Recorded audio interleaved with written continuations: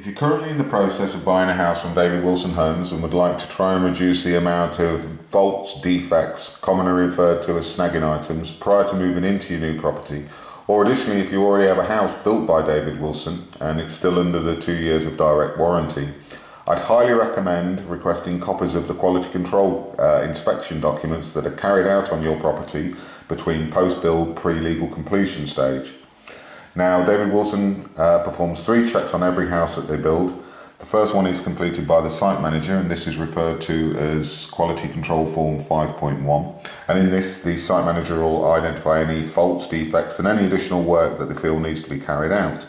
The next inspection is performed by the contracts manager, and this is Form QC 5.3A. And in this, the contracts manager follows a predefined list, states whether the item in that list is at a pass or fail stage and what needs to be done to rectify that and get it to a passed stage.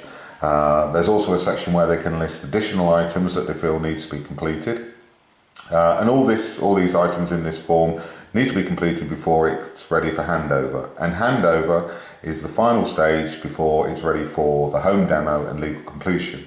And indeed, in this form that you'll receive when you move into your new property, and in this case it's from the Managing Director of David Wilson Homes East Midlands, he discusses in there the pride that they have in building their new properties, the inspections that are performed, and how your customer satisfaction is of their utmost importance. They'll also advise in there how they request their director to visit your property and carry out an inspection that identifies that all these faults that are listed in these inspection forms have been completed and your property is good to go ahead with legal completion. So the director visits your property, carries out some minor checks such as doors, windows, open, close, toilets flush, taps run, as well as they'll confirm that all the items in 5.1, 5.13 have been addressed and everything's in a good pass state.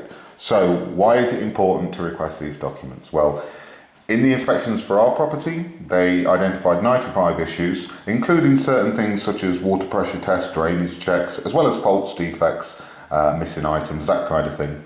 Out of the 95 items, once we got these documents a couple of months after moving in, we discovered that not one single item listed in these documents was performed on our property when we moved in.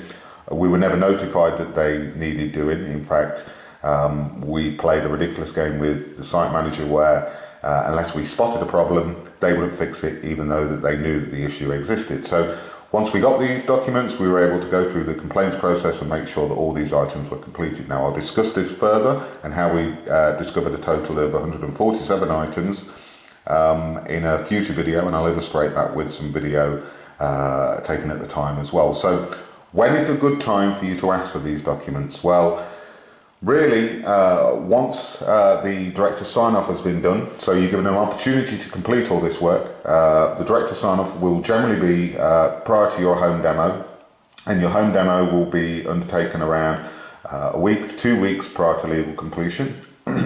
So you'll go along to the development and you'll either visit the sales office to have a sales representative take you on the home demo, or the site manager's office. Both of those offices on your development will have access to the database where electronic copies of your home inspection will be stored.